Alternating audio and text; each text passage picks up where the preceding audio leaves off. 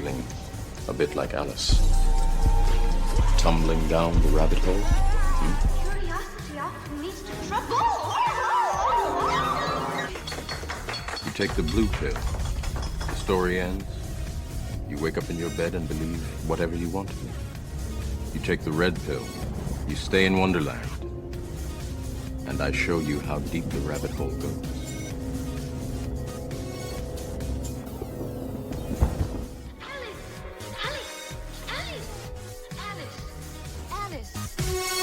I'm awake. Are you? Let's go now to our new episode of the Unfiltered Rise with me, Heidi Love. Hello and welcome to another episode of the Unfiltered Rise. And today I'm lucky enough to have Drew from You're Missing the Point. How are you doing today, Drew? I'm great, Heidi. How are you? I'm great. I always love talking to you. It's always fun, and we get to talk to you and see what's up down under and like find out all the deets there too. But I know we're not doing anything about geography today, but it might have a different thing where you live. Like maybe you guys have some information we don't. I don't know. I'm interested because you were saying you were recently kind of going down the Nephilim path, and I'm always all about that. I've heard some really like wild things on this side. Like I did a big series with a lady that's pretty sure everyone is absolutely like Nephilim blood, like most of us. And I'm like, well, we could be. I'm more like, well, it might be, it could be. I'm more of like analytical about that. I don't just jump full into the, like it is. That is different for me. And then I've had people that are like, this is a story and that's all that is. And I'm like, oh, I don't think that. How do you feel about all that? I've been in a pretty unique situation that, and I think the rest of the world doesn't see this because, you know, people see Australia and that's Vegemite sandwiches and crocodiles and that's all they really know. Australia has the oldest continuous culture ever recorded that's still alive. We've got a First Nations people that go back potentially longer than 65,000 years in this country. So it always baffles me that it's just the idea of we've grown up in it and I don't know any different, that we know about this culture. It's so old. It should probably garner a lot more international research than it does. We constantly hear about North American Indians. We hear about Slavic peoples in Europe. We hear about Indo-Europeans. We hear about people in Africa, people in Latin America, people in Central America. We hear about all this big, heavy research into ancient cultures that may only go back as far as, say, 5,000 to max 10,000 years, but our own culture goes back potentially up to 100,000 years, according to some scholars. But we'll go with the baseline that it is now of 65,000 years. It hasn't had the research that I think it warrants. And even from our own anthropologists, it's Aboriginal people were hunter-gatherers and their culture didn't really change over time because it didn't need to. And I don't think that's possible for a culture. I don't think it's possible for a culture to stagnate at a level and not improve. I don't think the human mind that works that way. I don't think that our imagination fosters that. Competing competition with other tribes, that would foster some kind of a leap in technology or even spiritual practices. And it's the history that we're told in Australia about our First Nations and that the rest of the world kind of knows, I don't think is quite on track to what it could be. Wow, I did not know all of that. That's wild. I mean, I knew you had the Aboriginal tribes and that they were old, but I didn't know they were that old, you know, that they dated them that far back. That's actually wild. And I mean, there's got to be a component for all of these different things like, okay, the world's this old. No, it's this old. The people are this old. No, it's this. It's just constant confusion.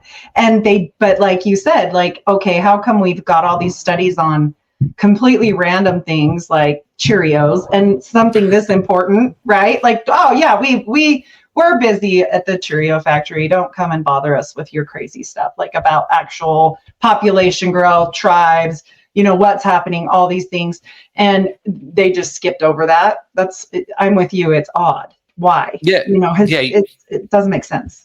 Yeah, you mentioned at the start that when you said Nephilim, some people are either all in or it's just a story. I'm a person who doesn't throw science out with the baby with the bathwater type of a deal. Mm-hmm. I appreciate science. I think science, when it's used correctly, is perfect. It's the way that we prove our faith and we prove historical events and things that have happened that are mentioned. And it's the idea that we've got science there to back us up, but I don't think the Christian, or in a lot of cases even the conspiracy or truth movement, use it to its full potential. There's a big event that, science is bad. Science tried to jab the world. Well, yes, bad science did that, but the scientific method, it works. If you can repeat something and prove it, that's just it. It's the closest thing you can get to provable truth. Absolutely. And if you're looking at a culture that's 65,000 years old, if that's the oldest recorded culture, there should be a lot of answers to a lot of our questions. Like, where did these people originally? Where did these people come from? There's a lot of evidence that suggests Aboriginal Australians actually came from southern India. If you look at tribes within southern India, they're indistinguishable from First Nations people here. So much so that there's tribes in Western Australia that have a Shiva dance. So if we're seeing a lot of those cross-cultural contaminations or where they originally came from, there's a potentiality that there's the very first indications of Nephilim or spiritual rulership over mankind within one of the first recorded cultures in history. And I think that's something that no one's willing to attempt to even scratch the surface on in Australia. Exactly. Well, and I think in general, people don't want to focus on the fact that we may have been another culture's slave, like in general, for the nations, like everyone, not just a couple races here and there, humanity being cruel to humanity, but that we might have actually been created for a slavery purpose, possibly, right? Like to be minors. This is the funny thing, though, right? You look at Ancient Aliens, and heaps of people jump on board with Ancient Aliens. Oh, and the aliens built the pyramids in Mesoamerica. They built the pyramids in Egypt, and they manipulated humans into what they're being. I think we've seen that shift now where the Christian community is definitely on board with the idea that the fallen ones kind of set themselves up as quasi-gods and went into their own little regions and ruled over their own little kingdoms of human beings. But when you get to the minutiae of smaller, air quotes, cultures that didn't achieve architecture to the scales of others, they think it's just spiritualism and there's nothing else to it. But you end up seeing a lot of parallels, and the parallels that are there are just mind-blowing when you start to talk to mob and people that are of country and find out their stories, not just from what the textbooks tell you.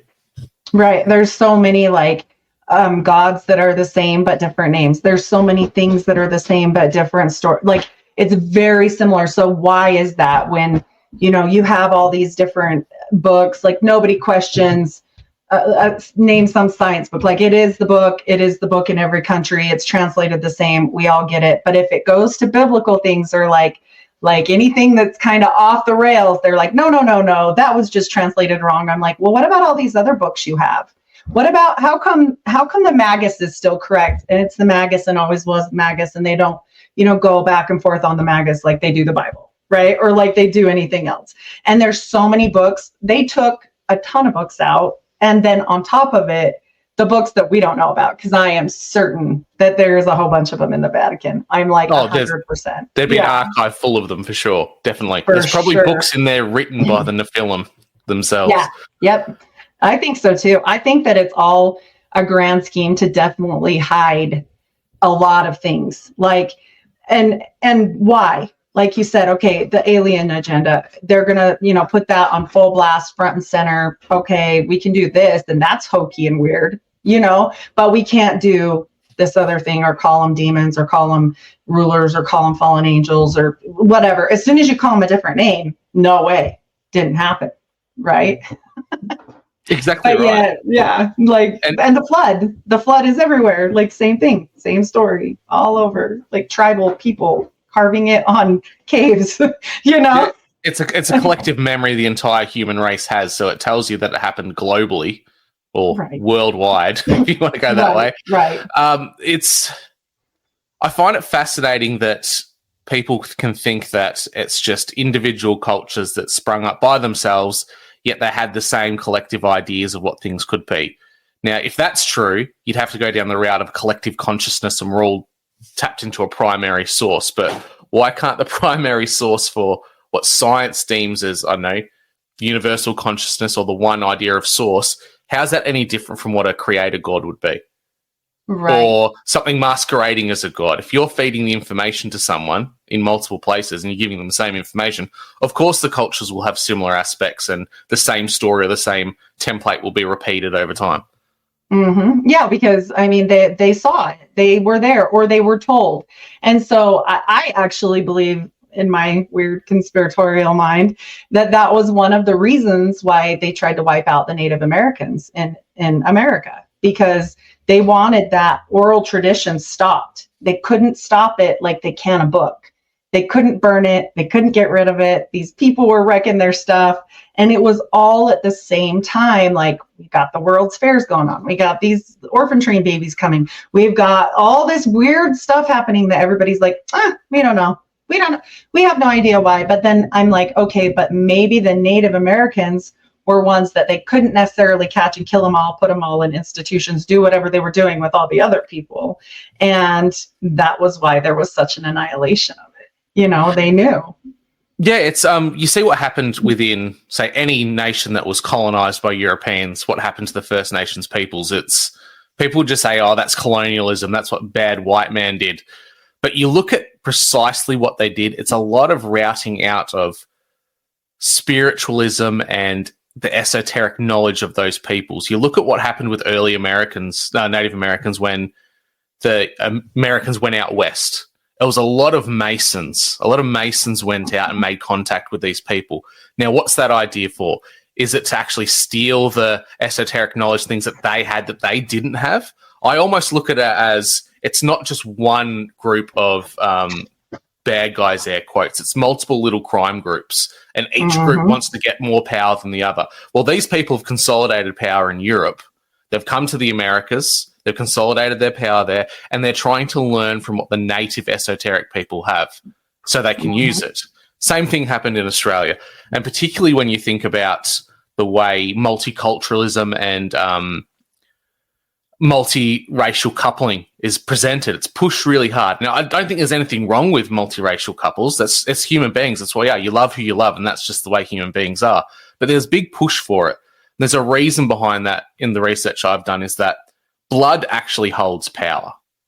Blood is a life force. It holds the divine spark for us. It can also hold the power of Nephilim bloodlines. We see that within the royals. We see that with the elites.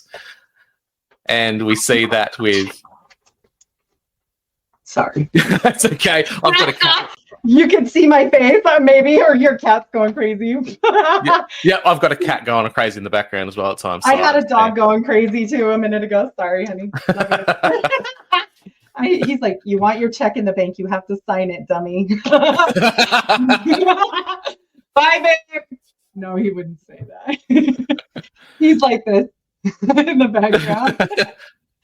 Oh, God. All right. Well, back to that. Yes, let's take two. So there's power in these bloodlines. If we think that if what Scripture tells us is true, we know that the fallen ones had children with human females. They interbred with mankind, which gave us men of renown. It gave us those demigods, the Hercules, all of these greater than other human beings that walked around and performed miracles, right? Now, we know the flood supposedly happened to wipe them out. My theory is that, and you see it through Scripture, that the Nephilim simply became the Raphaim. So not all of them were wiped out. He couldn't...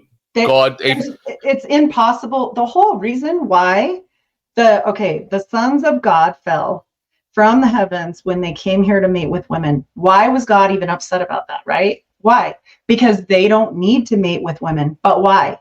Because they don't need a progeny, right? But why? Because they're everlasting beings. Exactly. So do you really think water's going to take them out? We have thoughts that they used to live in Atlantis, possibly under the water. So I don't really think so. You know? Exactly. I'm with you. Yeah. So let's just say the flood wiped out majority of their children, of the Nephilim. But the angels still remain. The angels linger. The ones that weren't physically trapped between, say, the Euphrates or trapped in stone, which you see in a lot of cultures, they were still allowed to linger. So they were allowed to spread out from the Holy Lands, and they were popping up little multiple cultures. So that's where we see Mesoamerican Indians, where we see India spring up. We see all these cultures that had multiple gods of all kinds of descriptions. They appeared. So we have the Raphaim. So these Raphaim, they're continuing their bloodlines through, say, royalty and other powerful people. So how do you either hijack the powers that are in the blood magic of these peoples or wipe them out? Well, you interbreed with them. So if you've got your bloodline, say, interbreeding with a very spiritually strong, say, Native American clan or a Aboriginal mob, by interbreeding with them, you're either diluting their blood magic or adding to your own. Or both. It could be these things. Australia had a white Australia policy, which was mostly about immigration, but we also had a policy in which First Nations people were actively trying to be bred out. So it was called the Stolen Generation. Not only were First Nations people taken away from their families, there was a goal of breeding them out. So each Aboriginal person would have to take an Anglo-Australian husband or wife. And over 3 or 4 generations, supposedly those people would be wiped out. That was a government policy. I think that was done for a reason. If you speak to a lot of clever fellas, which are like the shamans or spiritual leaders of mobs, and you get on a level with them where they can trust you as a white fella and tell you stories, the things that they can do and they can achieve are astounding. The ability to turn invisible, the ability to walk through worlds, which I would place to physics, stepping through multiple dimensions and transporting yourself. They can curse you. They can kill people from one side of the planet to the other. The powers that they have as this culture that's been untapped and untainted is it's insurmountable of what they could do. So I find it fascinating that Australia, for most of the world, was colonized last. We're a very young country. But the attack on First Nations culture happened very quickly. It's like they tried to get ahead of the curve and try to stop what they could. Well, because they've done it before, right? Yes, right. They mastered it in other countries. Yeah. They used firearms, they used disease, all the typical things of colonization, for good or bad, it happened. But then there's that spiritual element that history books won't talk about. It's the acquisition of knowledge, acquisition of power, and acquisition of blood. And that's definitely happened here.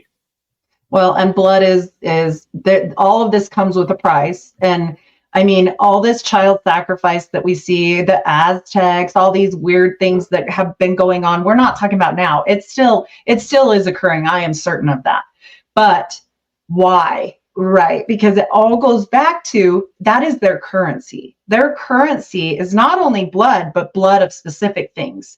And it's not going to be animals for the most part, unless they can't find anything else. Okay. So we're talking humans. I've talked to multiple people that were even in the occult that said, like children's blood, if they're really innocent, a boy is first, all this different stuff. And it goes in line. This gets back to where their currency is. And it doesn't matter if you don't believe it, that's fine, but they believe it. And that's why we have a problem, whether it's real or whether it's not. They're acting on these things. They're hurting people, taking people's kids, killing people. I mean, Epstein's Island was right next to the Bermuda Triangle. Do you know this? Yeah. And he built that big temple there, right? And so what the hell do they think he was doing? It wasn't just about sex. Come on. No, I think sex is just the method to lure a few people in, but we know sex and blood magic kind of cross over. They go together. Mm-hmm. Yeah. When you mentioned the idea of the blood of certain people, you look at what circumcision is. Now, I have a feeling that circumcision isn't a covenant with God that the Old Testament tells us it is. I think that was planted within the Old Testament because it's the blood of innocent young boys, right? And how do they stop that blood from letting? They slice the foreskin off and they suck it out with their mouth. That seems quite blood magic and satanic to me. The interesting thing is, there's a lot of mobs within Australia for First Nations who practice circumcision. And the British were fascinated when they arrived and they saw it happening. So clearly this isn't some just Hebrew. It's not practice. Just Abrahamic. Yeah. It's not Abrahamic. It's got to come from something far older than that. Like, how did it get here? It's not like there's a whole heap of synagogues built around Australia. Yeah. And then on top of it, that's what, if you find some of these really weird videos about like superstars and whatever, and I won't mention who, but there's a very famous video of someone talking about this, about how she keeps young and talking about foreskins. And I'm like, oh my gosh, like she said the quiet part out loud. And I posted the video because I'm like, this is gold. Like when everybody was going on about the gold juice, I'm like, this is old news. Like, I know what this is. I know what this is. Blood. If you look at blood spun down, what rises to the top? The serum. What color is it? It's gold.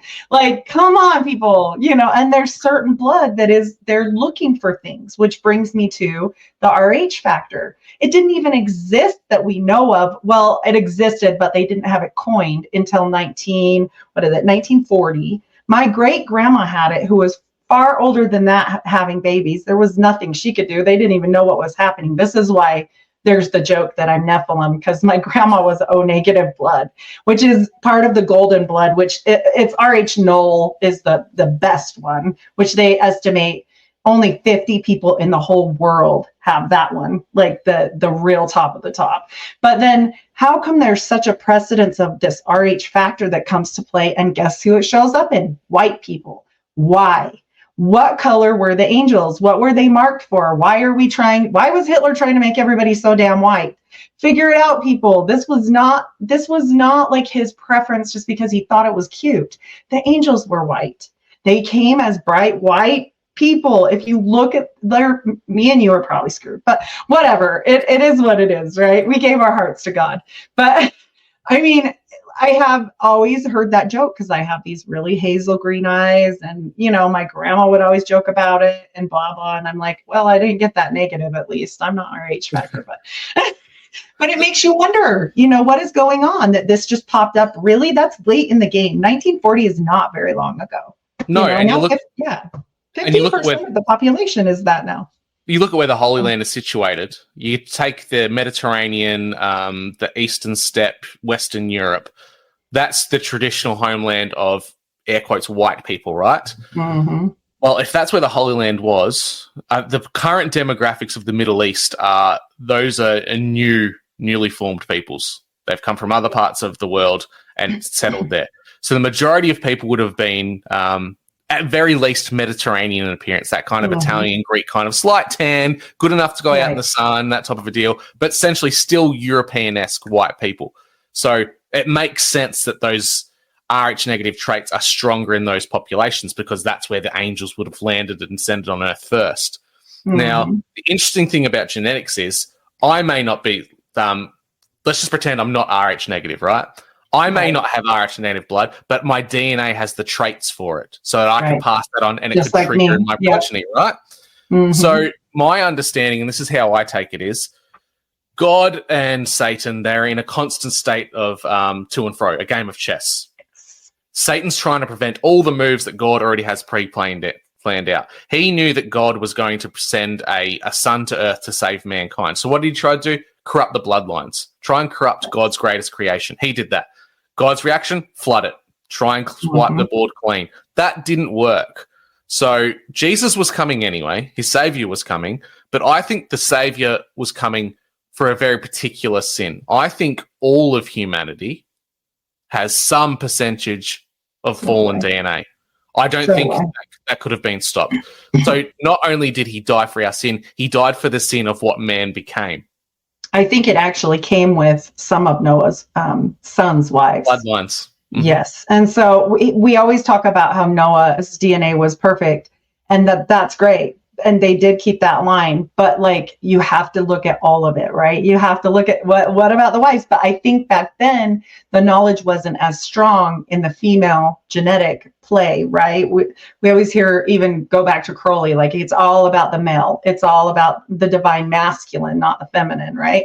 So we go back to this stuff and you're like, okay, how come these certain things line up? And then, like you said, you know, okay, the natural type of person from that area is brown, you know, brownish. And I always tell my daughter, like, Jesus is definitely brown, bro. Like, I mean, he's a spirit now and it doesn't even matter. But like when he came here to the world, he was brown, because I don't like her to see these pictures that are this blonde haired, blue eyed Jesus. And I'm like, I probably don't think so, because if he were, they would have mentioned it, because what happened with Moses? They put that all over the Bible, how white he was and how come, like they were very concerned. They were very concerned. And so I'm like, okay, well, how come that, or was that Noah? Moses? Noah? Which one was really white? Do you remember? I believe it was supposed to be Noah.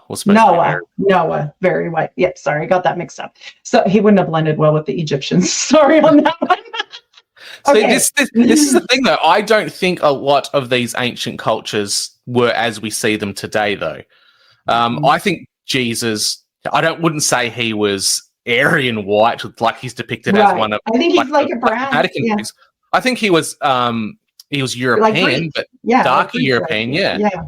Even what you'd see is some of the ancient Persians. They were still very Caucasoid in appearance, just tanned up. They could tolerate the sun a bit more, like brown. Yeah. It wasn't like you hear a lot of the Black Israelites, like everyone was African. Like, I don't believe that's a very strong genetic trait that doesn't breed out over successive generations. And it pops strong up. traits. Yeah, it does. You could be two white parents that have like that in their progeny, and you can have a fully Black baby later and go like, whoa. And my friend was actually Black, but he came out so white with like blue eyes, but his parents were both very like Black people, and it actually caused the divorce of his parents, because his dad was like, this white baby is not mine, like it's got blue eyes, and it was, and that's how genetics work. Like one day you just get, if you keep having enough of them, you're going to get something odd. And the thing, while I think that Jesus must have blended well, because in the Bible it says he was nothing to look at, he was the same as other men.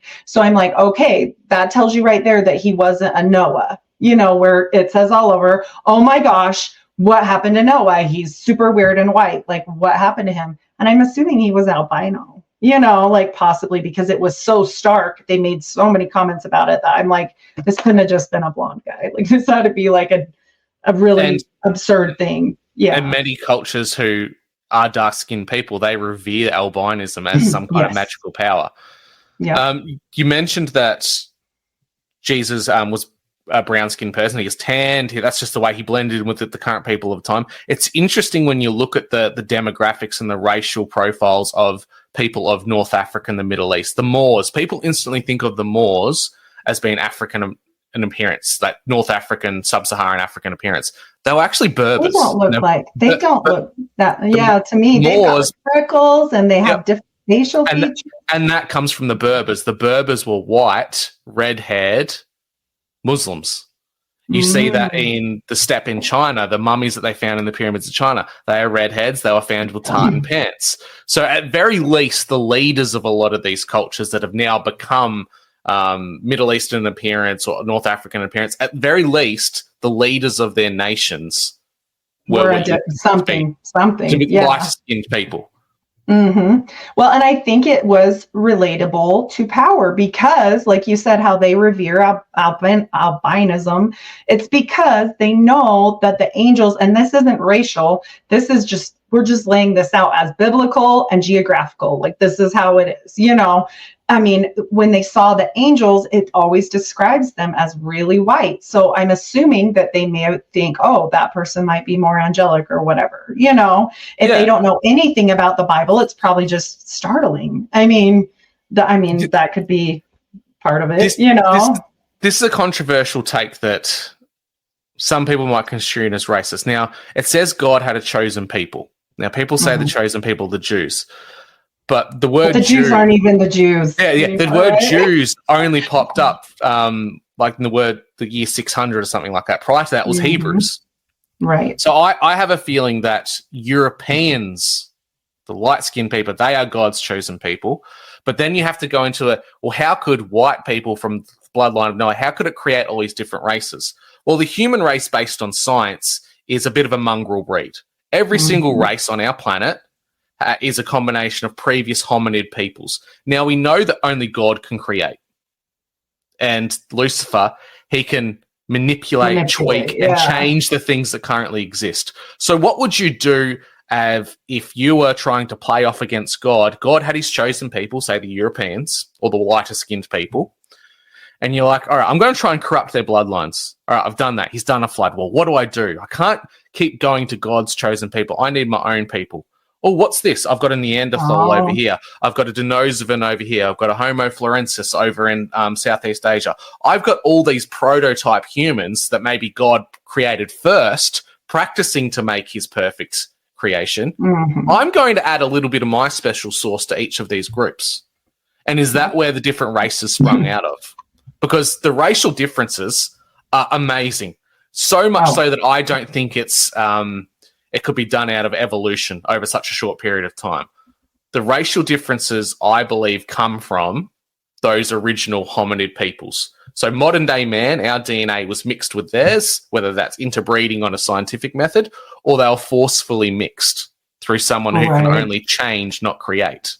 Right. Or constant manipulation, because I mean, I think the bloodline families that know about this, like the ones that like made the Brotherhood of the Snake and all these like royalty people and all these different brotherhoods, and to like kind of guard these secrets, like what, but why? Like, what are they guarding so much? You know, why do they all interbreed so much? Why was Egypt like that? They know at some point they've like figured it out. Like, if we keep interbreeding, the kids get really crazy looking, and it's not a good thing. And they're not meant. They end up in like mental asylums and whatever. So maybe this is bad. This is a bad plan. They get, you know, hemophilia, all this other stuff going on.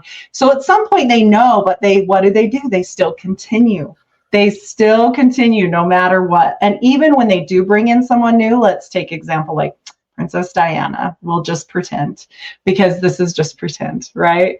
But if they bring someone in, even she was distantly related. They still never go completely out. Actually, Meghan Markle, she's still distantly related. You can trace this stuff. Like, they assume just because she's black that she's not related. Like, get real, people. Like, really.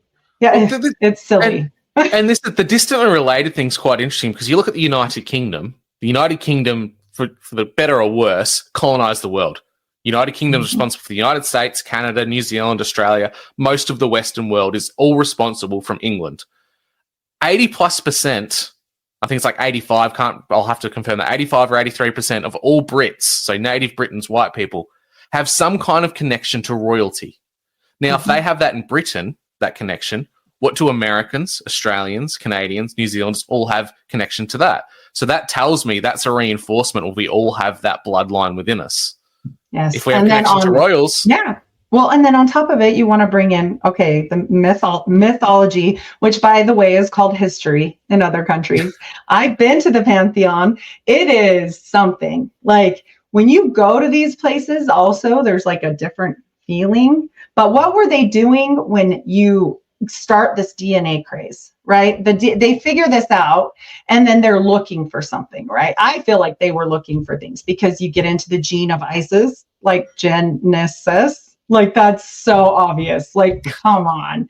Then you get into the God gene, you get into all these genes that they want to say that's completely crazy. Like, those are not real, like real things. I mean, the God gene they will admit to, but the gene of Isis, they don't even really, there's very few things that you can even find on that.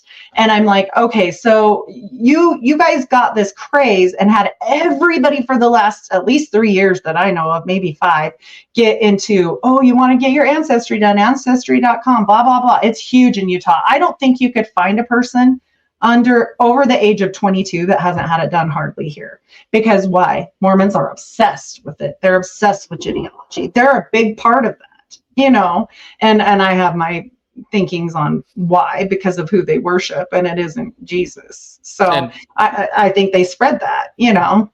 And what nation state heavily regulates gene history tracking and finding out who your ancestors were and your genetic makeup? Britain. Israel. Israel has a very 23andMe, Ancestry.com. That's heavily regulated within Israel, but they have their own version of it. It's Jewish ancestry, or something really dumb like Jew and me. Off. Oh, really? Yeah, it's really on the nose. On the nose, right? But That's they terrible. do it. They deliberately have this test, right? at Jewish dating sites or groups. You go up for a dating group and you have to test wow. yourself to show if you're a Jew or not.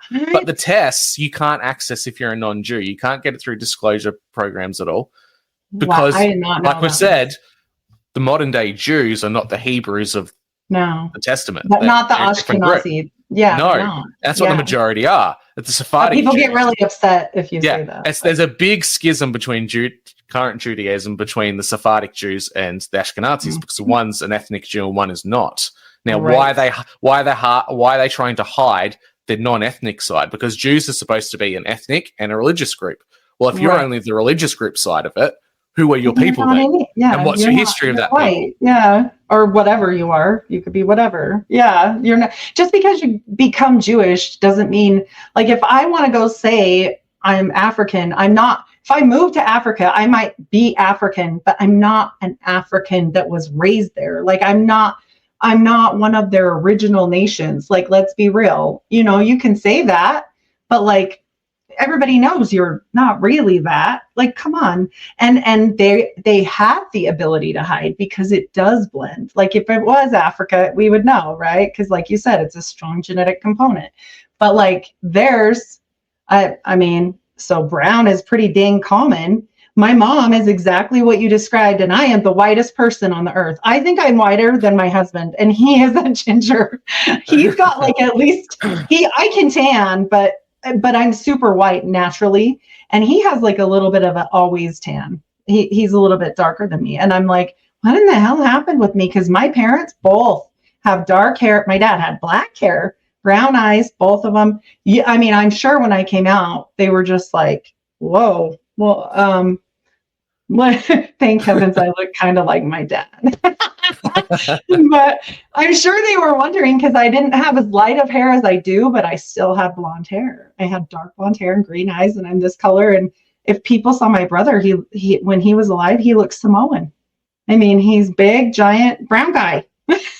And people see my mom and they're like, really? And then I have a natural attraction to redheads. So all my kids are even extra white. Even my brunette is she's one shade lighter on makeup than I am, which is almost impossible to find. So I'm like, I mean, so what happens there? You know, obviously they've done something where this is just popping up recessively now and then. And I'm like you, I'm very into science still. When I look at this stuff, I think science explains a lot of things still. I still go to doctors. I'm a nurse. Like, you're never going to outbreed that of me. You know, like people say, oh, well, you should do this and this if you get sick. I also do the other things. I also believe in more natural things now, but I'm still going to go to the doctor. Like if I get sick, right? I mean, after a certain point. Here's the scientific explanation, or one of the theories on why white people look the way they do. We went out of Africa supposedly into Europe. Europe is cold. We constantly had to be covered up. That forced our skin, for whatever reason, to have less melanin because we weren't as exposed to the sun as much.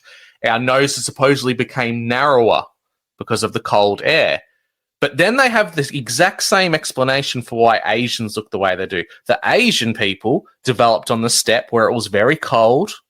The snow reflected the sun onto their skin, causing them to tan. The sun was so bright, their eyes were forced to become like this. Now, it's so racist, right? But this is the scientific theory. It's so ridiculous, yeah. But it's the exact same argument for why white people developed the complete opposite. Yeah. Then you look at the idea for why Neanderthals supposedly had a big, broad nose. They needed a big, broad nose because they were running around in the cold of Europe and needed to get more oxygen. So if you needed more oxygen, why is ours narrow and small in comparison to other people's? The arguments they use, or the theories, they use for one racial group and they apply it to another, and it's a complete opposite outcome. Yeah, that's so weird. And I mean, if you look at it from what our standpoint is, okay, we're still using science. We're not throwing it all out. But if you add the Bible in, what do we know? Noah was super white, but his kids probably were that mixture just like me. I had a bunch of blonde-headed kids, but I have a kid that is dark with brown eyes. I also produced a child. Like, it was kind of funny. Like, I was the opposite, weird adopted. My brother was like, you're adopted all the time. Yeah, and thank God I look like my family because I probably would have believed it. But he was like, you're adopted, because nobody looks like me. None of them. They're like, my history is like British and Scottish and stuff like that. But so I'm the white part of it. Well, then I have all these white kids, but now I have one dark one. So you just never know when that's going to pop right back up. And you throw into that, humans selectively breed ourselves. We're attracted to certain traits, and whatever the culture deems attractive at the time, that's what's promoted in the gene pool.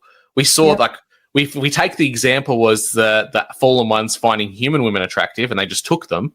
Look what happened throughout warfare throughout history. You have the Turkish Huns. The Turkish Huns absolutely loved blonde and redheaded women.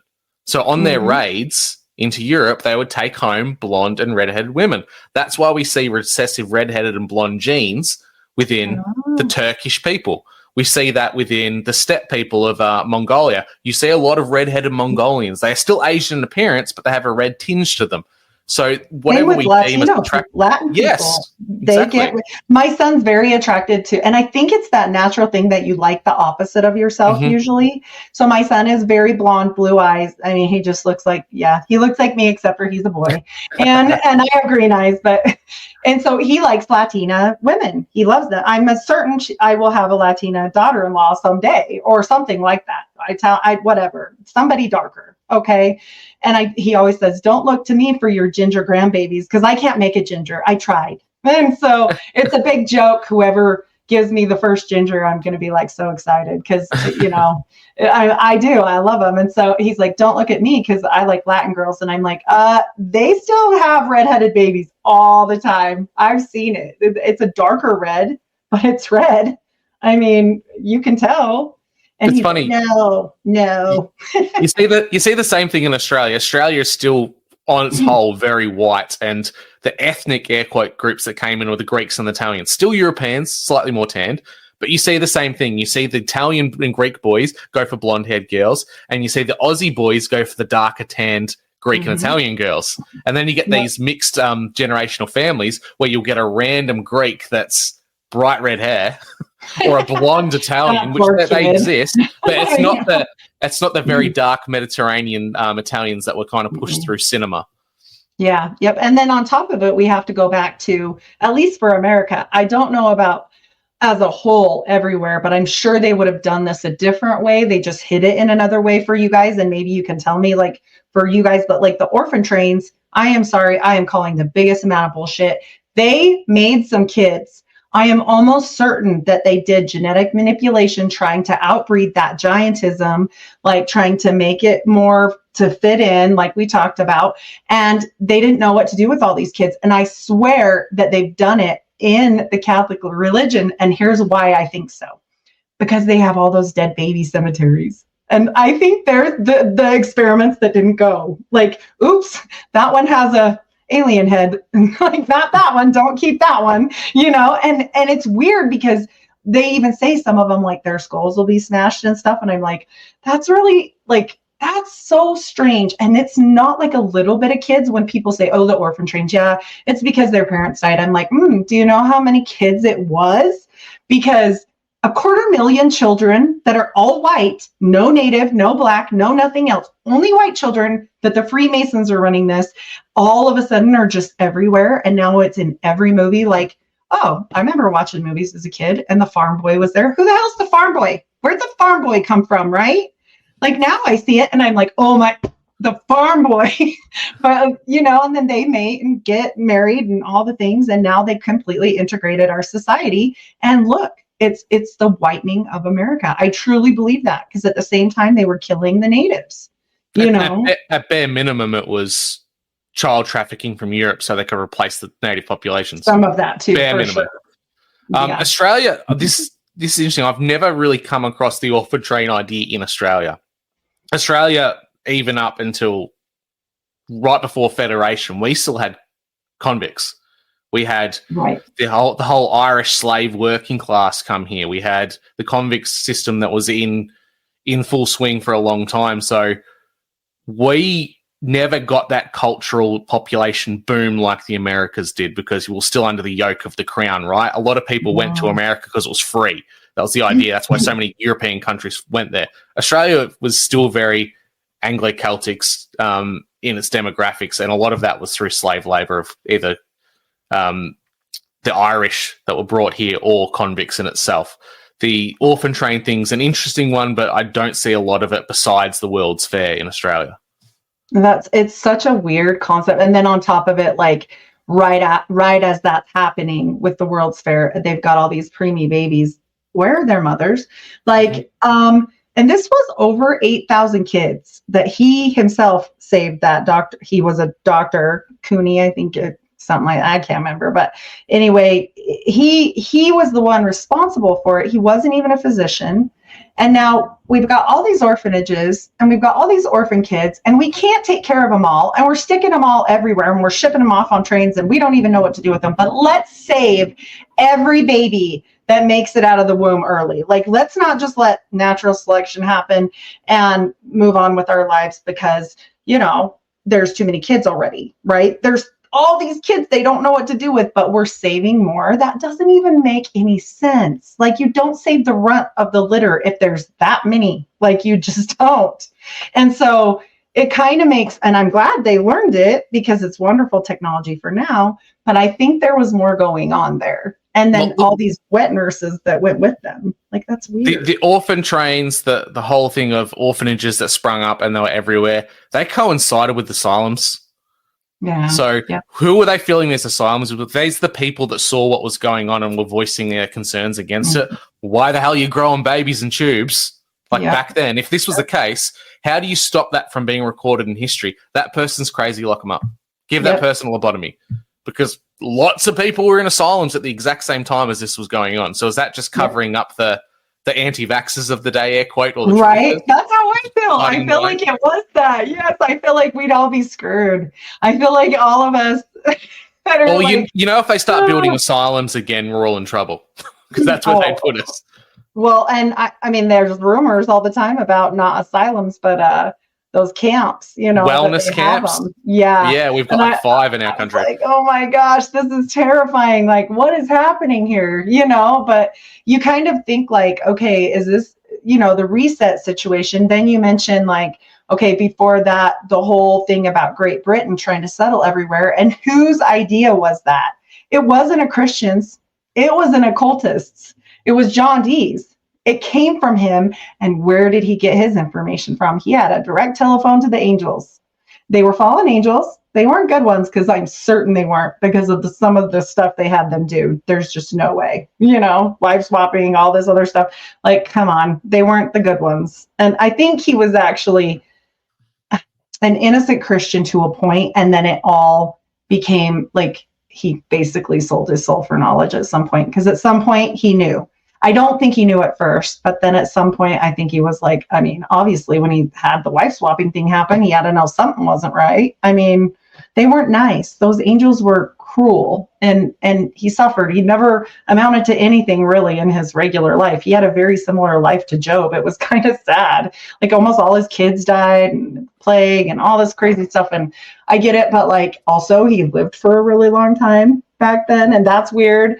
I'm like, all right. I mean, I think these ideas that spread out came from the same source that runs them. And then they just gave certain ones, like, why do you hear more about Quetzalcoatl, like over in the Aztec area, and you hear more about like Zeus and stuff in Italy? Like, they gave certain people kind of dominion over certain things, and not people, but certain angels, dominion over certain people.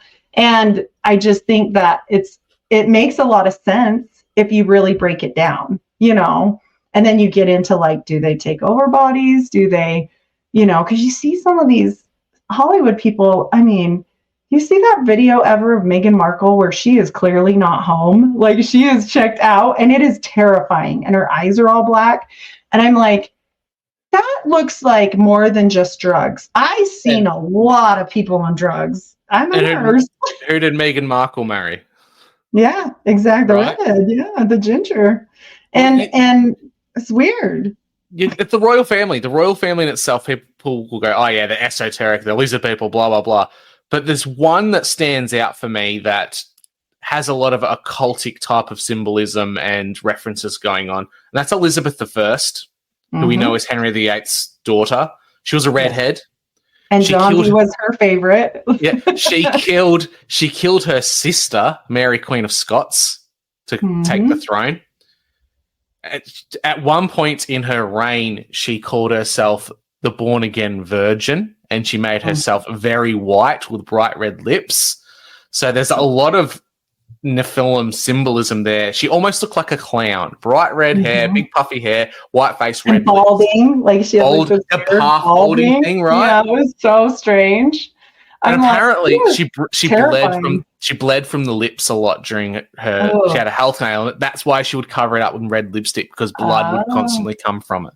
But what did she do? She consolidated power for the Tudors, for that family line. And from her, you got other queens like Queen Victoria, who essentially conquered the world, helped set up those colonies. So we see that move away from kings into a matriarchy, which we end up seeing in a lot of occultic First Nations types of cultures. It's the female that has the power, that has the control. And as soon as we had two prominent queens within the Anglosphere, they did the most damage. It's almost like they had the majority of power running through their veins than what their previous fathers and grandfathers did. Well, and they weren't typical. Like, I get it that they're raised a different way, but like Queen Elizabeth, I mean, the way she was even with her husband, the way she was with their kids, like it's all very weird and stoic and strange. And I get that that's how, I mean, I know she was raised a certain kind of way, but also it makes you go back to, okay, part of the Nephilim stuff here, if you want to get into like the personality, you get psychopathy a lot of times, right? You get these people that don't have like normal, like you're like, wait a minute, like that's your kid. Why would you leave your baby at the orphan? There's no human whatever. connection. Yeah, like it's not. Yeah, and it's not the same. It's more reptilian, which is why they get called reptile, right? Like joke. But I mean, and I do think there's different kinds. You know, I think what they were messing with, they messed with in between themselves as well. You know, making who knows what kind of technology they have. I know this, the fallen technology that we have today that makes our phones work, that makes Bluetooth happen, the makeup I put on today so I can have eyebrows, these little things, right? They were junk. They're like junk magic to them. It's like the least of the things. And to us, it's amazing, right? Well, and so... Yeah, the small thing of GMO foods today, like they add scorpion DNA to tomatoes to make them less susceptible to bloat flies and other things like that. Well, that small thing we have today, we've cloned sheep. What could they have potentially had if they were direct from the source? They've got God's knowledge to a certain extent. Well, if I'm a fallen one and I'm propping up my son, a Nephilim, to be a king of a ruling people, and I want him to have some backbone, some power, some authority, I'm going to give him a 3-headed dog that's got a snake for a tail. I'm going to give him griffins to fly around, and I'm going to build dragons. I'm going to create all sorts of monstrous creatures to scare the shit out of his populace to keep him in power as either the savior or the tyrant.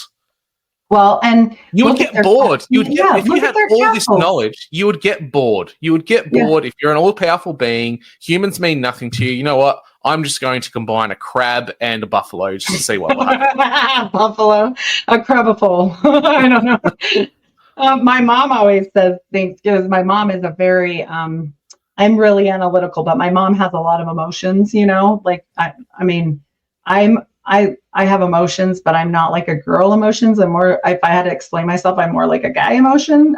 But I think it's just compartmentalization from being a nurse. So you have to be able to react to certain things and not freak out, and then you fall apart later, right? So anyway, she always tells me, but why would they do that? But what do you mean? Why would they want to kill everyone? And I'm like, Mom, like, do you really think about the ants in your house when you kill them in the summer? Like, you don't think about their family. You don't think about their babies. You know, you just don't want the ants in your house anymore. Well, we're the ants in their house, you know? And she just has the hardest time because she runs on a lot of emotion. And I'm like, you know, it's not like that. They don't think of us like that. We were just here in their way. Like, they made it very clear they never wanted to bow to us, right? Like, they were very specific about that. That's part of the whole reason why a lot of them left, you know? And I told her, I said, you just have to open your eyes and think of it differently. You know, like, They definitely here among us, if not in us, which I think it's both. I just think some people are literally hybrid, and they've all these genetic tests. They want to joke and say, oh, it's because they made one of you in China. And I'm like, no, I don't think so. I think they were looking for something, and some of us have it and some of us don't. Like, do you know, like a whole bunch of the population has no inner monologue? Like when I found that out, I was like, what? Because I talk to myself all the time. Yeah, so do I. Does that make me schizophrenic because I talk to myself on the way to work each day? Yeah. I was like, oh my gosh. And then I pray so much, and I'm like, that whole God gene, like I'm constantly in prayer in my mind or whatever. I'm like, what? People don't do this? Like when I found that out, and it's a large percentage of people. It's like I think 30% or something like that. It's a wild number. And I was like, there's no way. And yeah, it's normal for a lot of people don't do that. So I think they found a lot of these things, and they're like, oh, okay, this gene marker, oh, they say some things are junk DNA. No, nothing's junk. This is the shit they don't want to explain. Excuse my language. It's that's either true. there for a reason or it's been placed there as a result of tinkering. It's funny how you mentioned that they didn't want to bow to us, and a lot of people who aren't of the faith wonder why. Well, if God created the angels, why would some of them not want to do what he says? And I put it in the analysis of, think about, you're an employee, you've been working really hard on this big project, you've built this amazing thing with your overseer, your boss, and then he lets a bunch of dumb knuckle draggers walk in and take over. Right. It's and you're like, those are disgruntled employees. You gave us powers. You made us eternal. You made us almost like you, but you're deciding to give the earth to these monkeys? That's what made them angry. And that's the logical thing. I can understand why. I was born first. Born first. Like, it's your sibling. Like, they're the sons of renown. Like, what? You're going to let me, this beautiful, because they say Lucifer was a sight to see, that he was beautiful. And I believe it. And he's like, you want me to bow to that thing that you made out of dirt?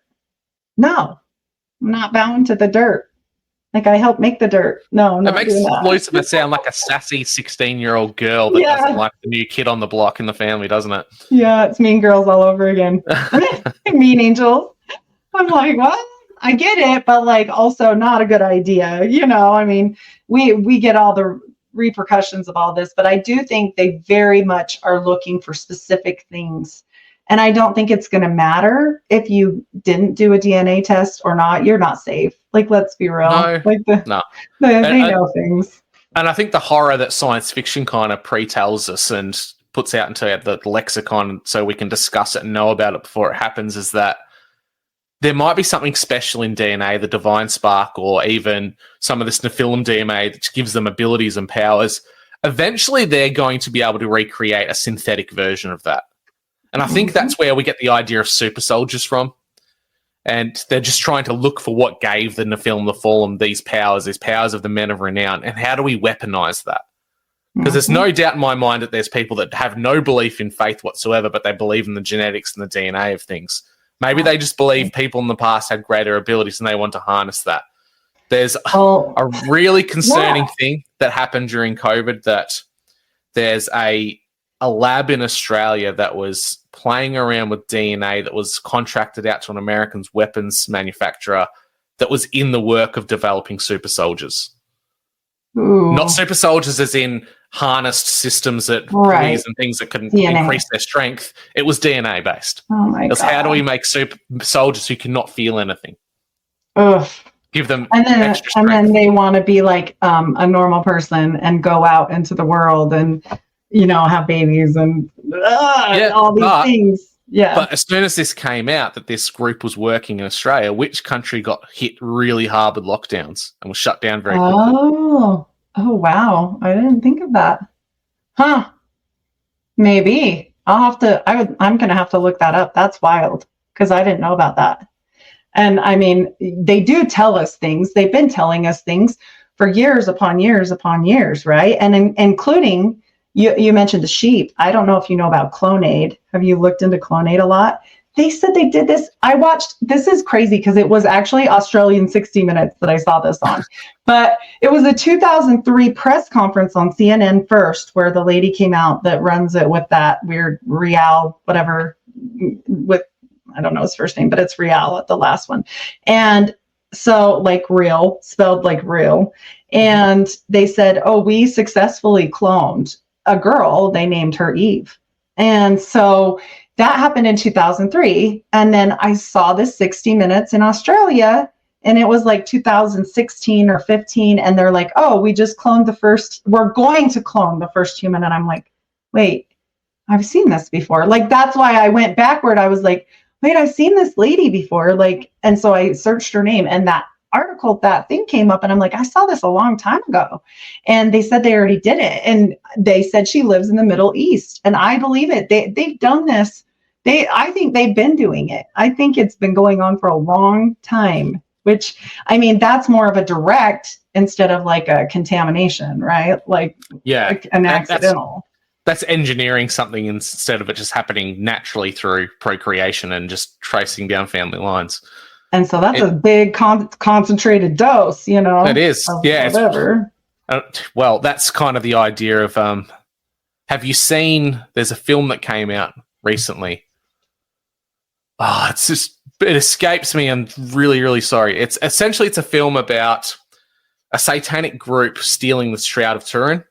They take Jesus' DNA and they create a clone, and they need a human clone with God's essence to be a vessel for the devil to release him from hell. Oh, wow. And this group, these elites, they get all their money by cloning famous world people like Michelangelo, Da Vinci. They take their DNA and they make perfect clones for their wealthy and the elite. At the start of it, there's an 8-year-old boy and he's playing Mozart's symphony perfectly. And it's Mozart's clone. And this family paid 25 billion euro for this child. Wow. And this group that has that as a front, air quotes, for the shady elites, they're the ones that clone a Jesus vessel for the Antichrist. I wouldn't doubt it. It makes you nervous. Like, you hear about all these things, and then like there's a famous rapper that came out and said he is one. He is a clone. He had like a shirt and everything. He was trying to show it. Something. But it was really weird. And I mean, he like completely says he's like a 3rd or 4th generation clone. And is that why they don't age? Is that why they're not afraid of death? Is that why they don't care? Like, at some level, you have to kind of wonder, like, is this what's going on? You know? And people think it's a science fiction idea of what a clone is. They think a clone is an exact duplicate of someone. They're genetically identical. So there can be variations in appearance. It'll be very similar, just like a sibling would be.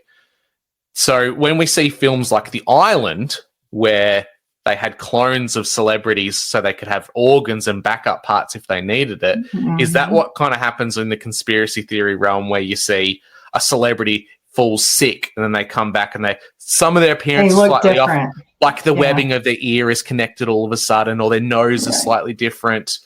Is this what's happening? Are they just swapping out clones because someone's actually died or someone needed a new heart, or... They'll just keep them going until, and why do they look so young for like a long period of time? Some of them are age overnight. Not good. I mean, granted, like Madonna doesn't look like she didn't age. It looks really weird and plasticky, and like you can tell. But did you ever think we'd live in a world? Do you ever think we'd live in a world where Madonna is less attractive than Roseanne Barr? Oh my gosh. Did you see her side view of her butt? I don't know what's going on in her pants, but it is so weird. It's like doesn't move. My son pointed it out and I laughed so bad. I'd leave it to a 16-year-old, right? He was like, look at her side view. And it like just is like almost like a bolted on bottom. It was so funny. I was like, no, you're right. It doesn't move. Trust the 16-year-old boy who likes Latin girls to know the butt that doesn't move. Yes. It's just them moving around.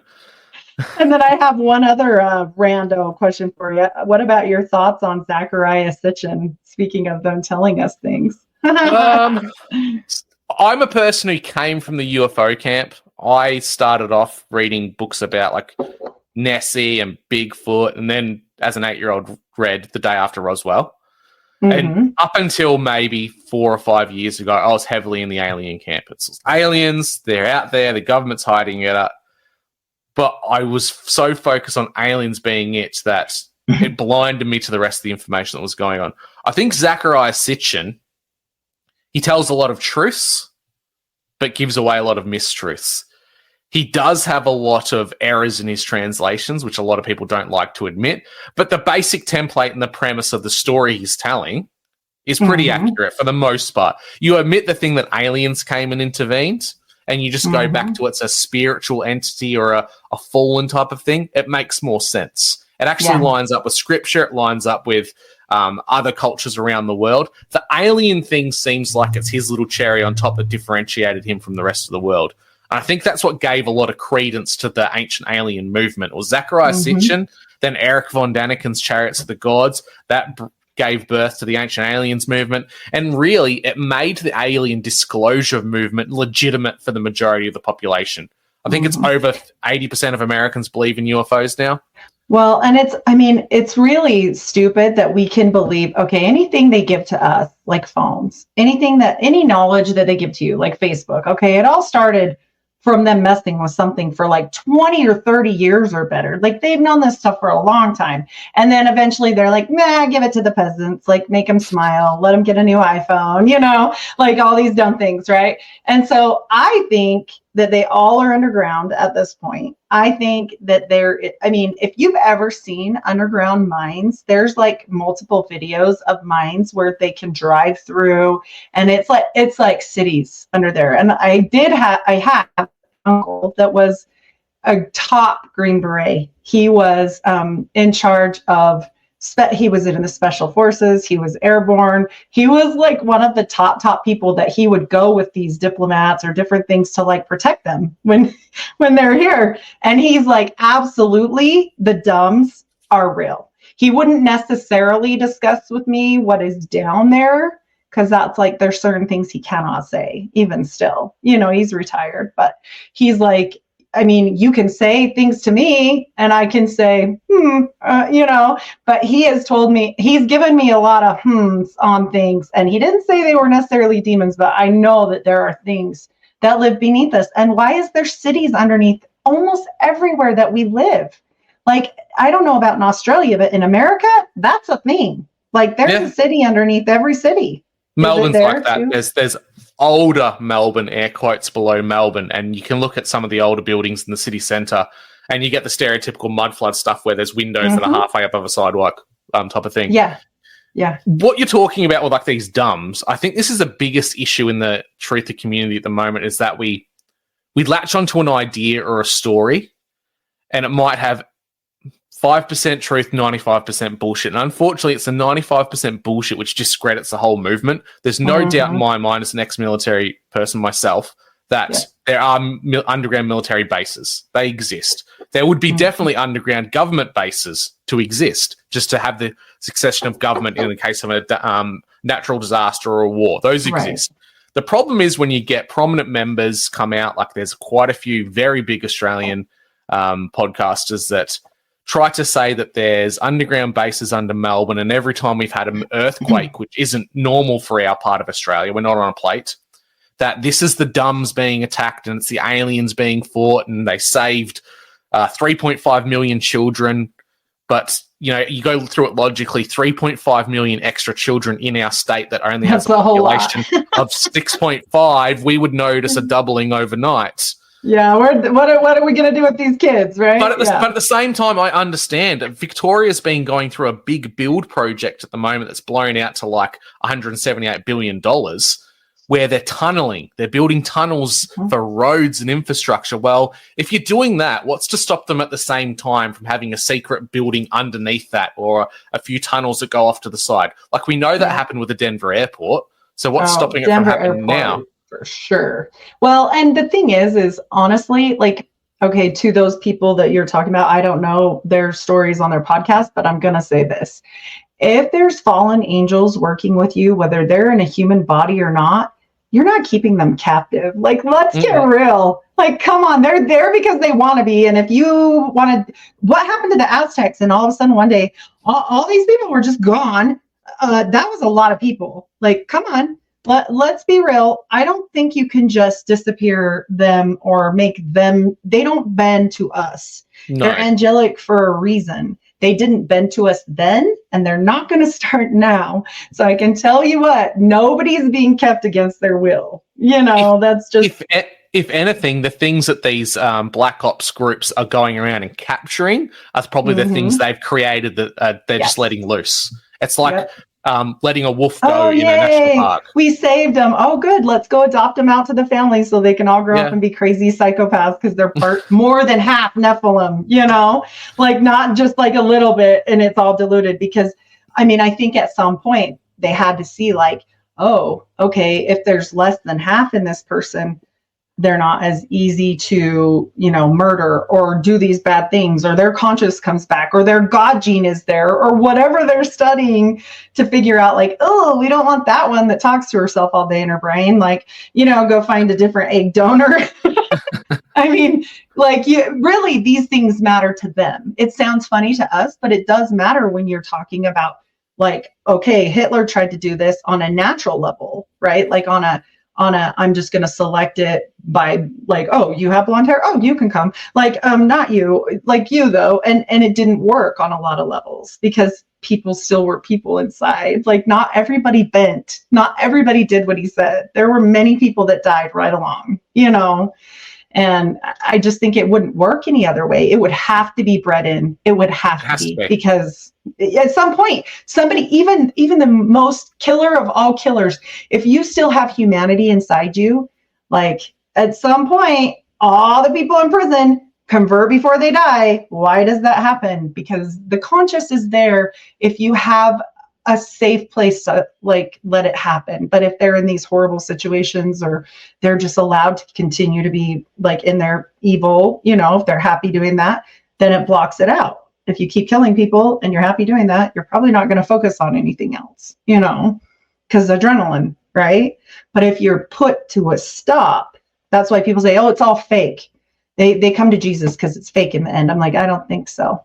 I think they're forced to stop. I think they have to sit and be quiet and they learn.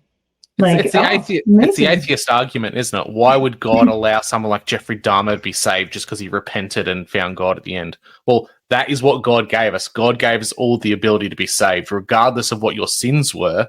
As humans, we can find that disgusting and we can struggle with that, but that's not up to us. And that's where that level of faith comes into it. And I don't think atheists can fully grasp that because they don't have an understanding of faith. They don't have any themselves. Well, and they don't have a concept, not just atheism, but like Mormonism or a lot of other religions that I've been involved or around. Grace is not fully understood. And why does the Bible say, why does God say, you don't think as I think? So don't try to think for me, right? Like you do what I say because I don't think like you. He literally puts it out there like, don't try and figure me 100% out because it's not going to work. I'm God and you're you and I'm me and I'm you and we're different. Just like we really don't know what our dog thinks all day. Well, how can we How can we ever try to understand an omnipresent being? Something that's everywhere at once, through all time, all of the universe, potentially. Everywhere at once, controls everything, knows what everything's doing, knows what's going to happen. How can we ever possibly try to understand that? We are mortal for a reason. We can't possibly comprehend the immortal because we aren't. No. And when you start to do that, now you've crossed a fine line, even if it's for good. This is something New York Patriot told me. Even if you're doing something for good and you're pushing intention and you're like trying to put your will into it, like my mom's sick and I want her better, so I'm going to manifest blah, blah, blah. He said, even if it's for good, now you've crossed the line to occultism because you have now made it about yourself and what you want and not what God wants anymore. This is about you now. And because if it was her time, you just robbed her of that. If it was this or that, you've just messed up the plan. Like maybe something was supposed to be a certain kind of way. And that is why God gets so upset with humans all the time, because we're always trying to meddle. And the angels, he's upset with them too. But we're always trying to meddle in what he's already done. Like it's very simple. right? Yeah, you'd have to define then what's the difference between manifestation and prayer then, wouldn't you? Because prayer, you're asking for something, you're not trying to force it to happen. Whereas I think manifestation's a very new agey, occultic type of thing. And you see it a lot in like even Christians just do it. The Christian movement is about it. Some of these new agey ones. I see a lot in TikTokers. You see TikTokers go, "Oh, I'm manifesting this new job promotion. Yeah, it's going to happen." I think it's a really weird approach to it where I think, and not to put down New York Patriot, but I think there's definitely a difference between prayer and manifestation. Is that prayer you're asking for it, you're not demanding it, and it's selfless because it is through the lens of something good. You're looking out for your loved one. You're wanting them to become better, and you're asking God if He could do that. You're not telling Him to. It's that's what he was saying. Not with prayer, with manifestation solely. That you're kind of not. You don't just ask like nice. Like you're not saying if it is. I always say when I pray for that kind of stuff, if it's your will, even when it's super hard, like I've had cancer. Like I've been there on the other end of that stick where I'm like, oh, is this the day today? Like, is this my time? Like I'm kind of early, but that's all right, I guess. And you're scared. You want to do what you can to like, I want to be saved. I got all these kids and stuff. Like, I don't want to go anywhere yet. Like I was 37, and actually I was 35. And so it was scary, but at the same time I was like, well, okay, but God knows what He's doing with me. So it's okay. And that's where the difference is, right? He was saying like when people pray, a lot of times it's more like that. But when people do that manifesting, it's more like this is what, because they say you can't just ask. It's like you want to make sure you don't just manifest a car. You see what kind of car it is and you put yourself in it and you're already driving it and you're making it happen because it's going to happen. And I'm like, yeah, that sounds not the same, like. There's no room there for God to come in then and help you. Because what if that's not supposed to be your car? What if you're going to get killed in a car accident next week if you buy that car? We don't know. He does know. That's the whole point. Yeah, you get into a weird idea of what fate and what divine path and everything is like then. And I think there's an issue that a lot of people who tend to lose their faith, it's often around a lot of loss, personal loss. Yeah. And the first thing they'll say is, I spent my whole life praying to God and He did nothing for me. Well, maybe that wasn't supposed to happen. Yeah. And it is a very hard pill to swallow. But I think far too often a lot of people, and I think it's a lot of people who are brought up in multi-generation Christian houses, they almost see prayer as being like Siri or Amazon Lexus, play this song. Jesus, give me prosperity. It's almost what I think that a lot of people determine prayer to be. Prayer is acknowledging that God's existence is there and asking things of Him, which may not come to eventuate. Yep. And when we do that, we have to remember, I always put myself when I was in that position and multiple things in my life, because I've lost so many people. I had so many things like that I always go back to Job, because I always think, God, if I'm supposed to suffer right now, then help me suffer well, because nobody wants to. Nobody wants to go through that. No. And this is the thing I actively try to do as a new Christian is I try not to ask for things. I thank Him for what I've got and the ability to say, it's not manifesting. If I really want to say, lose 20 kilos, I'll say, God, thank you for the situation I'm currently in. I thank you for all the blessings you've given to me. I'm trying really hard to lose a little bit of this weight. Give me the strength to do so. Please give me the strength. If He doesn't give it to me, that's fine. But I'm not, I'm deliberately not trying to say, God, make me lose 5 kilos. Make it happen. It's not like rubbing a Buddha's tummy. No. And on top of it, like anytime you go back to force, this is the thing. What was the one thing that Lucifer wanted to do with us? He wanted to force, right? Yeah. He wanted us to be forced to do the things we were supposed to do. And he couldn't figure out why God would let us mess it up. Like, why would you do that? We could just make them do this way, and then it will be fine. And then I'm like, yeah, but then nobody ever learns anything. Because if you try to color for your child every single time they sit down to color, and trust me, this is hard for me because I have bad OCD. Okay, so you went outside the line. I'm like, oh gosh, and you want to help them? Oh no, let me show you to make it perfect. Well, maybe it's not supposed to be. You got to learn to love whatever it is. because some people are different. They might see a different line than you. Maybe they think, oh, that's great. I went outside the line and made a different creature, and now this is amazing. And my brain doesn't, I'm very analytical, and that doesn't occur with me. I don't make a pink dinosaur. It's not going to happen, well, we won't go into that. But would you consider a dinosaur? Would you then, it's just a thought that popped in my head, would you consider manifesting the lazy person's version of goal setting? Because you don't necessarily need God to achieve a goal, because you've got the power to make change in your own life. That's funny. It's very all about that whole positive, like the Christians that are really into like positivity, all positivity, no negative. We don't tolerate negative. We just think the best things. We're going to make the best things happen. We're going to make it happen. I'm like, okay, where's your faith? Where is your faith now? If God is going to make it happen because you said so, that doesn't tell me that you really know what you're dealing with, because you're not looking at faith. Like even Job, like at the end, a lot of people skip and say, okay, Job got everything back and happily ever after, right? Not necessarily. Job lost all his children at once. A building fell on him. He did have more children. He did get another wife. But here's the thing. As a mother, those children are not the same. That is not the same child, no matter what. Not even as a clone like you. I think it would have little subtle differences, right? Like little tiny things. Even identical twins are not exactly the same. They're often very different inside personalities. So he lost permanently. And I know in heaven he will regain, but like he had to live with that. And people often skip that pain. When you're a Christian, pain will bring you peace. I know that sounds awful. Like, I know that, but like the best times in my life that I've been closest to God are the hardest times of my life. Like, you don't learn anything if you're just having easy all the time. And I'm not like, if you've had an easy life, that's good too. But I'm just saying, like, at some point, everyone's struggled, right? Like, it doesn't have to be cancer. It doesn't have to be whatever. It could be small things, I don't know. That's just me. I feel like people skip on that faith, They do. And I think, like you mentioned before with the car, manifesting the car, that's the very materialistic kind of thing that people try to manifest. And even through prayer, you do see and hear of that.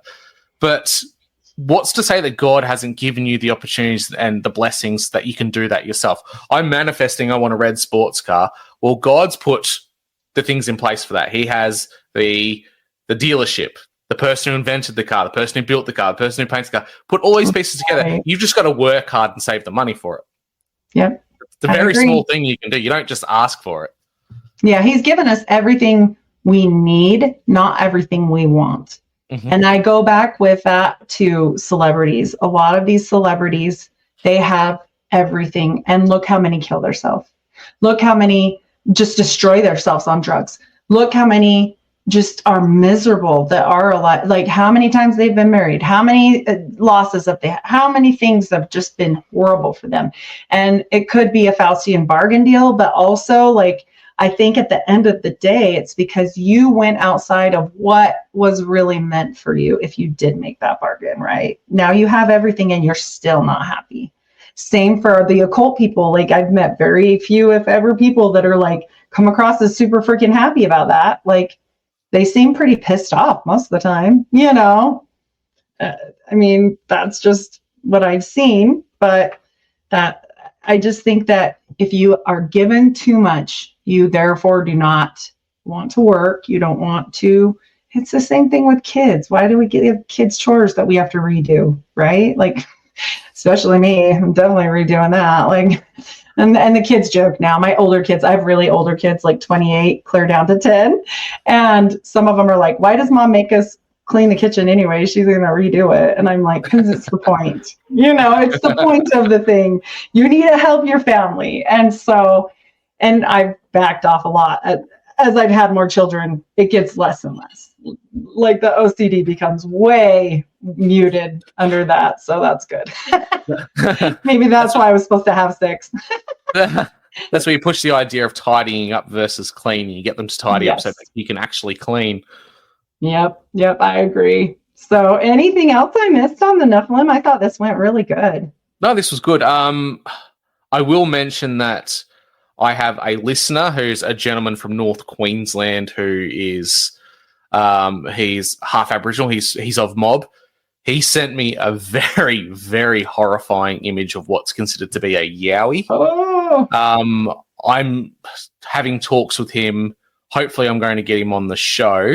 But I'm looking for permission to share the image because by far it is the best image of what I would consider to be a yowie. But you look at it, it gives you a very dark, uneasy feeling. Something that I've never had looking at, say, pictures of the Paddy Gimlin film and stuff like that. So as soon as I can get the okay from him to share it, I'll shoot that through to you, Heidi. Ooh, wow, that's amazing. Ooh, yeah, I'd love that. That sounds wild. Is that what they call them then? As a yowies, yeah. Our Bigfoot is a yowie. Oh, Bigfoot. Yeah. Is it It's like, is it hairy? Does it look like? But very, very dark. Very dark. I do think there's many things that enter through those portals. You know, they used to have all those like gates, like gateways, you know what I'm talking about? And they started just disappearing, which I think is so weird.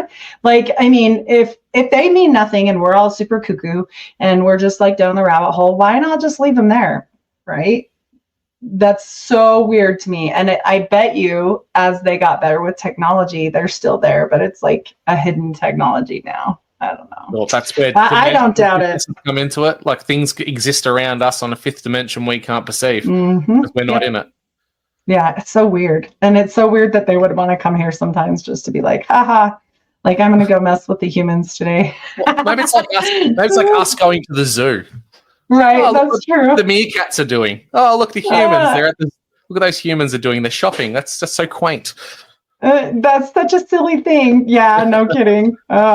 Well, tell everyone where we can find you so that they know. Yeah, sure. I know where to find you, but they might not. Drew Misson from your Missing the Point podcast. It's spelt MISSEN. You can find me on all the usual podcatchers. I'm on Twitter and Instagram as my socials, and you can email me at drewmisson88@gmail.com. Amazing. Well, I think this was great, and I can't wait for tomorrow as well. So I'll be seeing you again soon. Yes. Christian Coalition. We're going to be going after that one tomorrow. Definitely. Or whenever it airs. I'm sure it might air at a different time. All right. Thanks again, Drew. Thank you, Heidi. Have a good day. Thank you. Bye.